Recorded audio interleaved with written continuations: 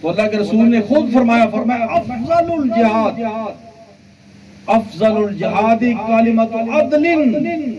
اور دوسرے مقام فرمایا کلمۃ حق عند السلطان الجائر،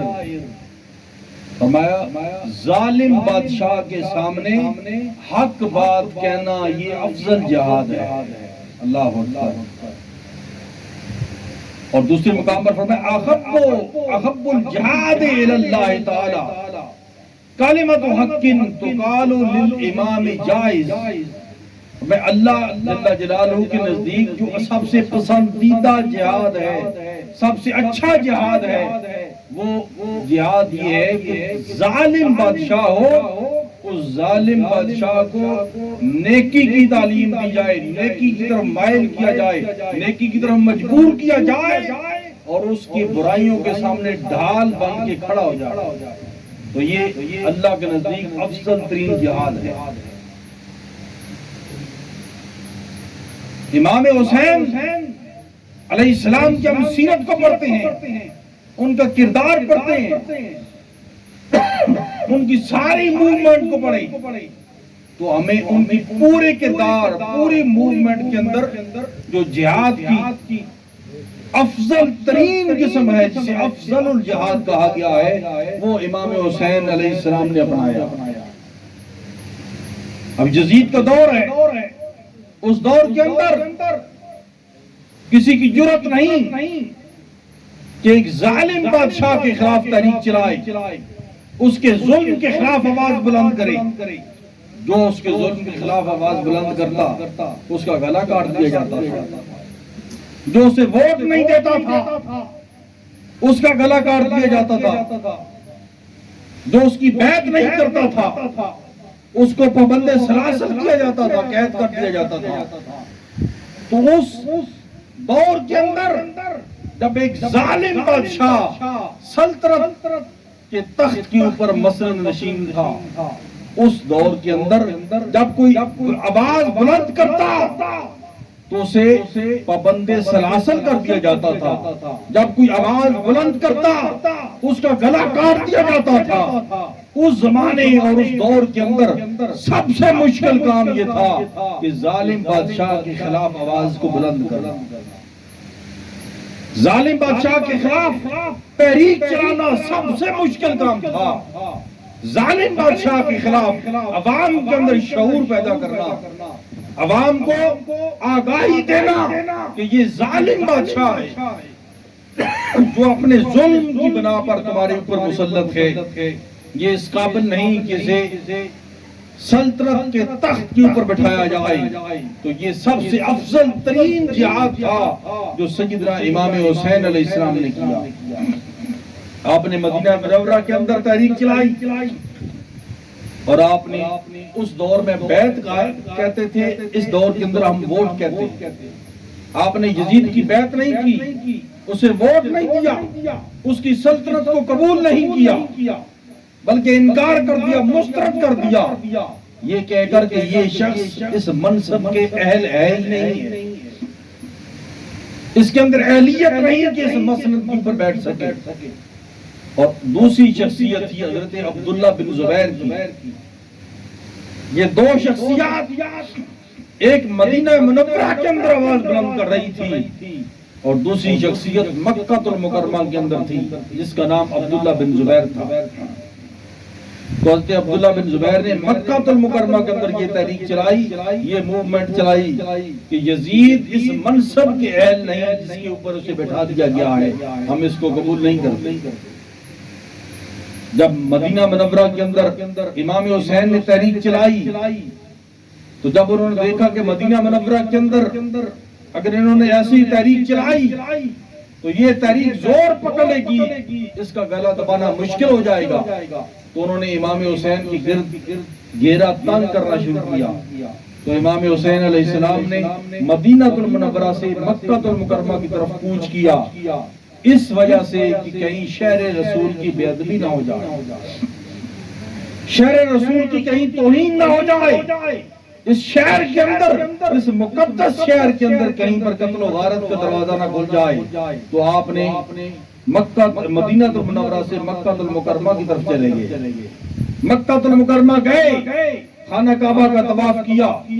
اب وہاں پر حضرت عبداللہ بن زبیر رضی اللہ تعالیٰ عنہ چونکہ پہلے ایک ماحول بنا رہے تھے، ایک تحریک چلا چکے تھے، اب کوفہ سے مسلسل خط آنا شروع ہو گئی کہ کوفہ کی عوام امام حسین آپ کو یاد کر رہی ہے. کوفہ دار الخلافہ تھا، دار الحکومت تھا سیدنا مولا علی المرتضیٰ رضی اللہ تعالیٰ عنہ. حضرت علی المرتضیٰ رضی اللہ تعالیٰ عنہ آپ کا دار الحکومت دار الخلافہ کوفہ تھا. تو اہل کوفہ نے خط لکھے کہ اے آل ربی،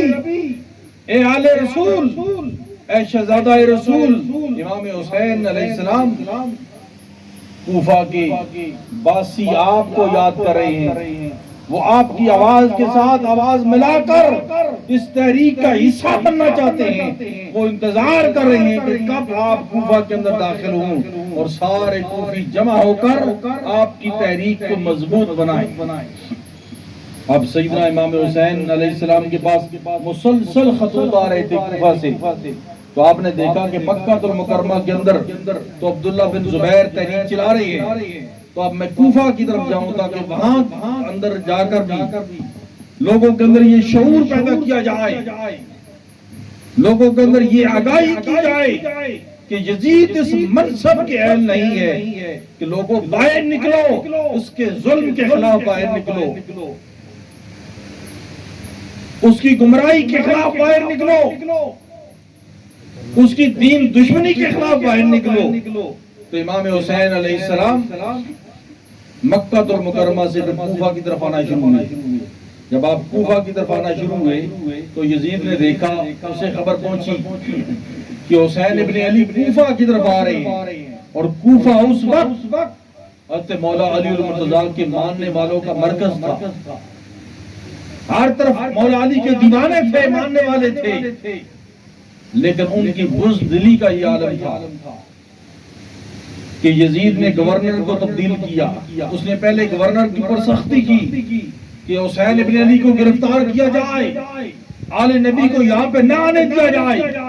کیونکہ اسے علم تھا کہ اگر یہ کوفہ کے اندر تحریک کامیاب ہو گئی تو میری حکومت کا تختہ الٹ دیا جائے گا. تو اس نے آل نبی امام حسین علیہ السلام اور آپ کے رفقا کا رستہ روکنے کے لیے گورنر پہ زور دیا.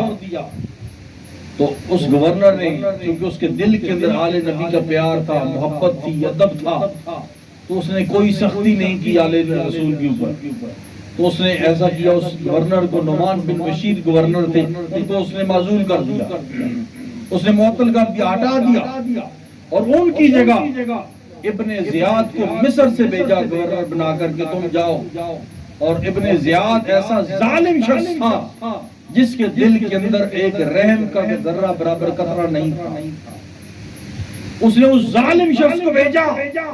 تاکہ وہ جو کوفہ کے اندر جائے، کیونکہ وہ اپنے ظلم کی وجہ سے مشہور تھا. تو اس نے اسے گورنر کوفہ بنا کے بھیجا تاکہ وہاں کوفہ کے اوپر جائے، وہاں کی عوام کے اوپر ظلم کرے، زیادتی کرے، اہل کوفہ کو ڈرائے دھمکائے، تاکہ اہل کوفہ باہر جا کر آل رسول کا استقبال نہ کرے، ان کے ساتھ شامل نہ ہو. تو ابن زیاد جو آیا،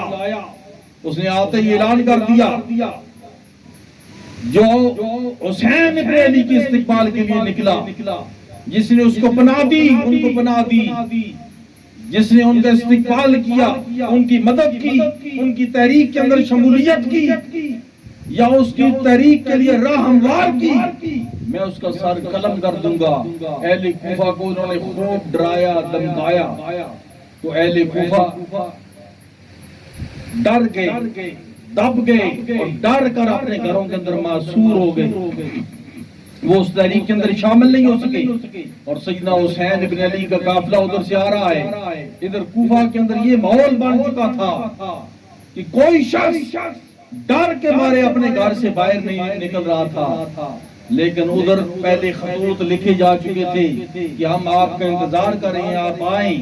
ہم آپ کی آواز پہ لبیک کہنا چاہتے ہیں. سیدنا حسین ابن علی جب کوفہ کے قریب آ رہے ہیں تو کربلا کی سرزمین کے پاس سے گزر ہوتا ہے تو سامنے آگے پھر فوجیں یزیدی لشکر کی آ جاتی ہیں. یزیدی لشکر کی فوجیں لگی ہیں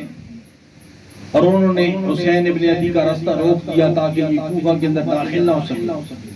کیونکہ انہیں علم تھا کہ اگر یہ کوفہ کے اندر داخل ہو گئے تو پھر ان کا تعاقب کرنا ہمارے لیے بہت مشکل بن جائے گا.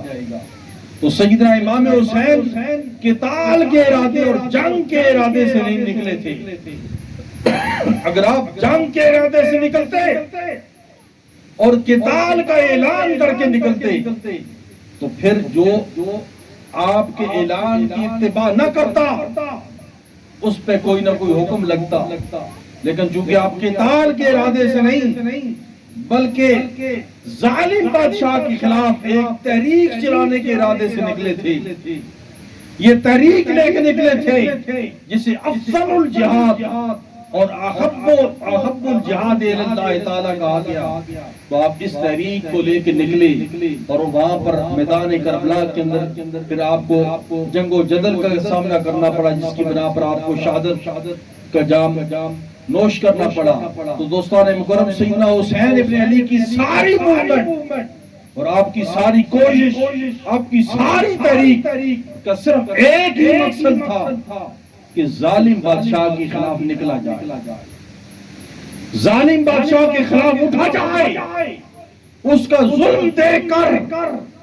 بیٹھا نہ جائے، بلکہ جو قوم ظالم کا ظلم دیکھ کے دب جاتی ہے وہ قوم کبھی اپنا مستقبل سنوار نہیں سکتی. جو قوم ظالم کے ظلم کے سامنے ڈٹ جاتی ہے وہ قربانی تو دے جاتی ہے لیکن ان کا مستقبل سنور جاتا ہے. اللہ کے حبیب صلی اللہ علیہ وسلم نے فرمایا، لوگوں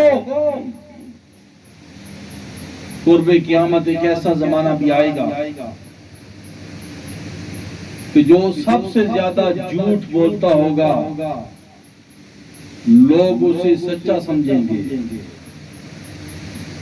اور جو زیادہ سچا ہوگا لوگ اسے جھوٹا کہیں گے، اور جو امانت دار ہوگا، جو امین ہوگا، امانت دار ہوگا،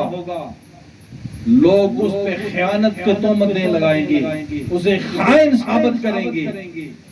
اور جو خائن ہوگا اسے ایماندار تصور کرنے کے لیے کوشش کی جائے گی، تحریک چلائی جائے گی. صحابہ اکرام رضوان اللہ علیہم اجمعین نے عرض کی، یا رسول اللہ یہ کیسے ہو سکتا ہے؟ تو اللہ کے رسول صلی اللہ علیہ وسلم نے فرمایا، روائی بیضا. صحابہ اکرام نے عرض کیا، روائی بیضا کیا ہے یا رسول اللہ صلی اللہ علیہ وسلم؟ تو آپ نے فرمایا، جب تمہارے نمائندے، تمہارے ترجمان، تمہارے فوکل پرسن فاسق اور نااہل بندے جو اس منصب کے لائق نہیں ہے، جب وہ تمہارے فوکل پرسن بن جائیں گے، تمہارے نمائندے بن جائیں گے، تمہارے ترجمان بن جائیں گے، تو پھر اس وقت اس طرح کے حالات پیدا ہو جائیں گے. آج کا دور اور سیدنا حسین ابن علی کی تحریک اگر اس کو سامنے رکھا جائے تو ہم بآسانی ایک نتیجہ اخذ کر سکتے ہیں کہ یہ دور بھی وہ دور ہے جس دور کے اندر جھوٹ عام ہے، جس دور کے اندر رشوت عام ہے، جس دور کے اندر فحاشی عام ہے، جس دور کے اندر ہر شخص جو کسی منصب کے اوپر بیٹھا ہے وہ جھوٹ کا پلندہ بن کے بیٹھا ہوا ہے. سچ بات کہنا وہ گناہ سمجھتے ہیں، اپنی توہین سمجھتے ہیں، وہ اپنا زوال سمجھتے ہیں. جس معاشرے کے اندر ہر منصب کے اوپر بیٹھا ہوا شخص سچ بولنے سے گریز کرے اور جھوٹ بولتے ہوئے بڑی جرت سے کام لے اور اسے بڑے حسن تدبر کا نام دے اور آئے روز قوم کو سچ بولنے کی بجائے، سچ بتانے کی بجائے جھوٹ کی طرف لے کر جائے، اس دور کے اندر اس ظلم کے خلاف اٹھنا، اس ظلم کے خلاف آواز کو اٹھانا، اس ظلم کے خلاف اپنی آواز بلند کرنا، یہی حسینیت ہے اور یہی تقاضا حسینیت ہے. اگر دب کے بیٹھ جائے تو تو یہ حسینی مشن نہیں، یہ اہل کوفہ کا کردار ہے۔ اہل کوفہ گھروں کے اندر بیٹھ گئے تھے، حسین ابن علی 70 سے 72 کا افراد کا قافلہ ہے جو کربلا کی سرزمین کے اندر شہید ہو رہے ہیں، انہوں نے تو شہادت دے دی، لیکن اس کے بعد جو اہل کوفہ کے ساتھ ہوا وہ بھی تاریخ سارا منظر بیان کرتی ہے۔ ان کی جان سلامت نہیں رہی، ان کی عزت سلامت نہیں رہی، بلکہ یہاں تک کہ مدینہ کے اندر شہر رسول کے اندر رہنے والوں کی عزتیں بھی سلامت نہیں رہی تھی۔ اس مستقبل کو پانے کے لیے حسینی مشن کی ضرورت ہوتی ہے۔ حسینی مشن اچھے کردار کا حامل ہوتا ہے، حسینی مشن اچھے کردار کی ڈیمانڈ کرتا ہے، اچھے کردار کا مطالبہ کرتا ہے۔ جب دل ستھرا ہوتا ہے، کسی کا بندہ محتاج نہیں ہوتا، پھر اس کے اندر یہ حسینی جذبہ پیدا ہوتا ہے۔ وہ جہاں بیٹھتا ہے، جدھر بیٹھتا ہے، اس کی آواز کو سنا بھی جاتا ہے۔ دبانے والے اس کی آواز کو دبانے کی کوشش کرتے ہیں، لیکن دبانے والے خود دب جاتے ہیں، اس کی آواز کبھی دب نہیں سکتی۔ انہوں نے حسین ابن علی پر، آپ کی آل پر، آپ کے سارے قافلہ کے اوپر انہوں نے پانی تو بند کیا تھا وقتی طور پر، تا قیامت آج ان کے نام کی سبیلیں جگہ جگہ پہ لگی ہوئی ہیں۔ بند کرنے والوں کا نام و نشان تک باقی نہیں ہے، لیکن جن کے اوپر بند کیا گیا تھا آج انہیں کے نام پر ساری امت پانی پی رہی ہے۔ تو جس قوم نے قربانی دی، ظلم کے خلاف اٹھے، ہم اپنی آنکھوں کے سامنے ظلم دیکھتے ہیں، ہم اپنی آنکھوں کے سامنے جبر دیکھتے ہیں، ہم اپنی آنکھوں کے سامنے زیادتی دیکھتے ہیں، اپنے معاشرے کے اندر دیکھتے ہیں، لیکن ہمارے اندر اتنی جرأت نہیں ہوتی کہ ہم اس کا مقابلہ کر سکیں۔ اللہ کے رسول صلی اللہ علیہ وسلم نے فرمایا مَن رَآ مِنْكُمْ مُنْكَرًا فَلْيُغَيِّرْهُ بِيَدِهِ فَإِن لَّمْ يَسْتَطِعْ فَبِلِسَانِهِ وَإِن لَّمْ يَسْتَطِعْ فَبِقَلْبِهِ ذَلِكَ ضَعْفُ الْإِيمَانِ۔ فرمایا تم میں سے جو کوئی برائی کو دیکھے، اگر اس کے اندر یہ طاقت ہے کہ وہ اس کا مقابلہ کر سکتا ہے، ہاتھ کے ساتھ یعنی طاقت کے ساتھ اس برائی کو رد کر سکتا ہے، تو فرمایا اسے چاہیے کہ وہ اپنی طاقت استعمال کرے، اپنی فورس استعمال کرے تاکہ برائی کو رد کر دیا جائے۔ فَإِن لَّمْ يَسْتَطِعْ فَبِلِسَانِهِ، لیکن اگر تمہارے پاس ہاتھ سے اسلحہ اٹھا کر، بندوق اٹھا کر، ڈنڈا اٹھا کر، طاقت کے زور سے اگر تمہارے پاس یہ صلاحیت نہیں کہ تم اس منصب کے اوپر آ کر برائی کو ختم کرو، تو دوسرا تمہارے لیے پہلو یہ ہے فَبِلِسَانِهِ، اپنی زبان کے ساتھ اس برائی کی خلافیات کرو،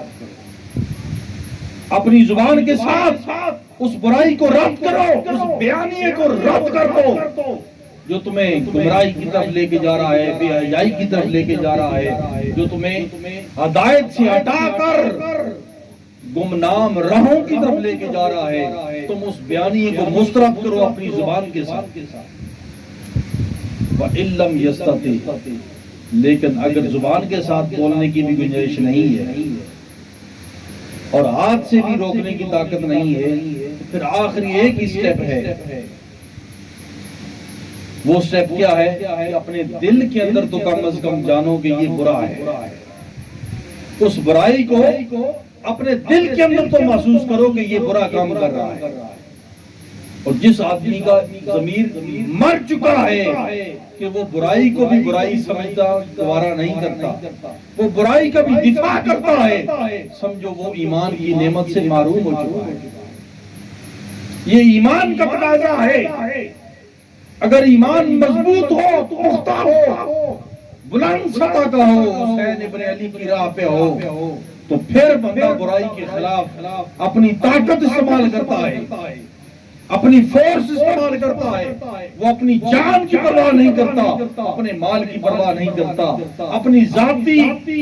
نفسانی عزتوں کی پرواہ نہیں کرتا، بلکہ وہ دین حق کی خاطر اپنی جان بھی قربان کر دیتا ہے، لیکن برائی کے خلاف اپنی طاقت کے ساتھ لڑتا ہے۔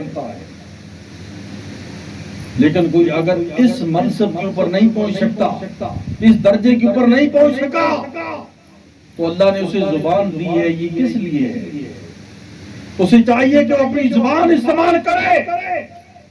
اپنی زبان کے ساتھ اس کو روکے، اس کے جھوٹے بیانی کو مسترد کیا جائے، اس کے جھوٹے مغلظات کو، تہمتوں کو، الزامات کو رد کر دیا جائے، اپنی زبان استعمال کی جائے۔ جو کوئی تمہارے معاشرے کے اندر بے حیائی پھیلانا چاہتا ہے، بغاوت پھیلانا چاہتا ہے، تمہاری آنے والی نسلوں کو گمراہ کرنا چاہتا ہے، تو اللہ نے تمہیں زبان دی ہے۔ اگر ہاتھ کے ساتھ نہیں روک سکتے تو کم از کم زبان استعمال کر کے اپنی آنے والی نسلوں کو بچا دو۔ اگر یہ بھی نہیں ہے تو تیسرا پہلو یہ ہے، اپنے آپ کو بھی بچاؤ، اپنی اولاد کو، کم از کم برے لوگوں کے پاس بیٹھنے کی بجائے ایک محفوظ جگہ پہ چلے جاؤ، اپنے آپ کو تو بچاؤ۔ یہ آخری سٹیپ ہوتا ہے، لیکن کوئی بندہ اس سٹیپ سے بھی چلا جائے، تینوں سٹیپ سے خارج ہو جائے۔ ایک بندے کو علم ہے کہ یہ شراب پیتا ہے، جب علم بھی ہے کہ یہ شراب پیتا ہے، نشہ کرتا ہے، حرام کام کرتا ہے، سود کا کاروبار کرتا ہے، جب علم بھی ہو جائے، پتہ چل جائے، اس کے باوجود کوئی بندہ اسے روکے نہیں، اس کے کام کو برا بھی نہ جانے، بلکہ الٹا اس کے پاس بیٹھے اس سے فائدہ لیتا رہے، تو ایسا شخص یہ مت سمجھے کہ میں دنیا کے اندر عزت کما رہا ہوں، یہ وقتی عزت ہے، اللہ کے ہاں تمہاری کوئی عزت نہیں، بلکہ تمہارا دل مردہ ہو چکا ہے، تم ایمان کی نعمت سے محروم ہو چکے ہو۔ ایماندار وہ بندہ ہوتا ہے جو کبھی بھی اللہ اور اس کے رسول کی تعلیمات کے خلاف کام ہو رہا ہو، اگر اعلانیہ ہو رہا ہے تو وہ اعلانیہ بول پڑتا ہے، اگر بول نہیں سکتا تو ان کی مجلس کے اندر بیٹھ بھی نہیں سکتا، وہ اٹھ کے چلا جاتا۔ وہ کہتا ہے کہ اگر میں دوسروں کو نہیں بچا سکتا تو کم از کم اپنی ذات کو تو بچاؤ، اپنی اولاد کو تو بچاؤ۔ وہ اپنی اولاد کو اور اپنے آپ کو ریزرو کر لیتا ہے، سیو کر لیتا ہے۔ تو دوستان مکرم،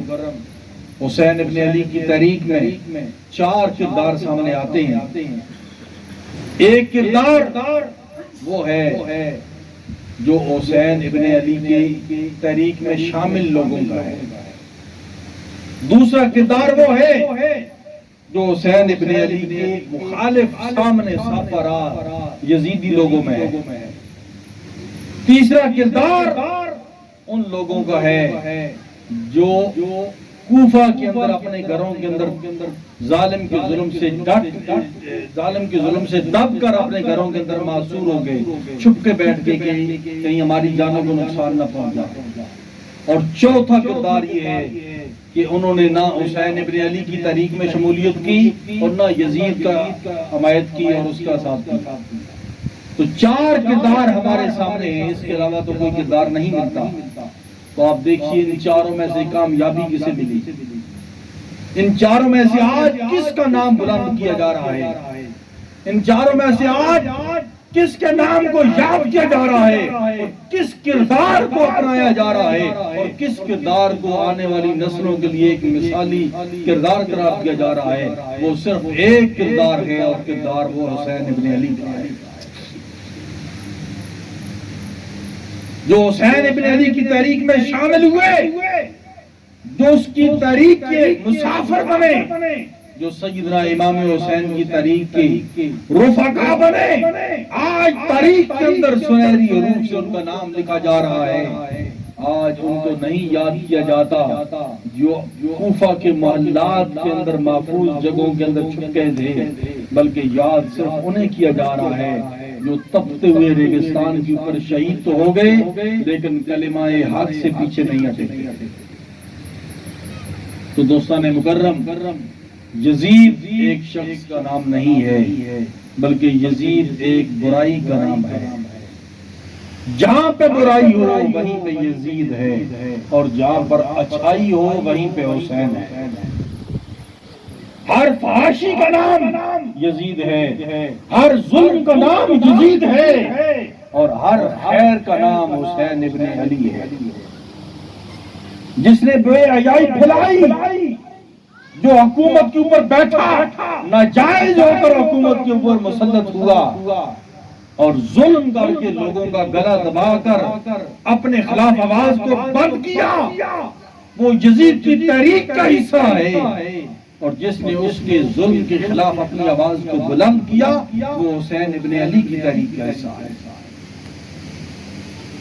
اس میں زمانے کی قید کوئی نہیں ہے، اس میں مشن کی قید ہے کہ کون کس کے مشن پہ چل رہا ہے، جو جس کے مشن پہ چل رہا ہے اس کو اسی راہ کا مسافر کہا جاتا ہے۔ تو دوستان مکرم، آج ہمیں اس معاشرے کے اندر، اس تاریخ دور کے اندر حسین ابن علی کے کردار کو اپنانے کی ضرورت ہے، حسین ابن علی کے مشن کو اپنانے کی ضرورت ہے۔ جو لوگ اس مشن سے ہٹ گئے وہ آج بھی منہ چھپاتے ہوئے گھروں کے اندر گھس رہے ہیں، ان کے اوپر ظلم کیے جا رہے ہیں، ان کے اوپر جبر کیا جا رہا ہے، ان کے اندر وہ حوصلہ نہیں کہ ظلم کے سامنے کھڑے ہو سکے، ان کے اندر وہ حوصلہ نہیں کہ ظلم کے خلاف بول سکے، پھر وہ آخری سٹیپ پہ آ جاتے ہیں کہ اپنے آپ کو محفوظ کرنے کے لیے گھروں میں داخل ہو۔ تو یہ سٹیپ جو آخری ہے، اس میں وقتی طور پر گھروں کو محفوظ تو کیا جا سکتا ہے، لیکن آنے والی نسلوں کا اس میں مستقبل نہیں ہے۔ آنے والی نسلوں کا مستقبل اسی میں ہے کہ ظلم اور بے حیائی اور فحاشی اور برائی کے سامنے کھڑا ہو جائے۔ اگر طاقت استعمال کر سکتے ہو کرو، نہیں کر سکتے تو کم از کم زبان کے ساتھ سامنے کھڑے ہو جاؤ، اگر خود کو بچانا ہے اور اپنی آنے والی نسلوں کو بچانا ہے۔ اللہ پاک جل جلالہ کی بارگاہ میں دعا ہے کہ اللہ پاک جل جلالہ ہمیں سیدنا امام حسین علیہ السلام کی مشن پہ چلنے کی توفیق عطا فرمائے، آپ کی تعلیمات کے مطابق زندگی گزارنے کی توفیق عطا فرمائے۔ وما علینا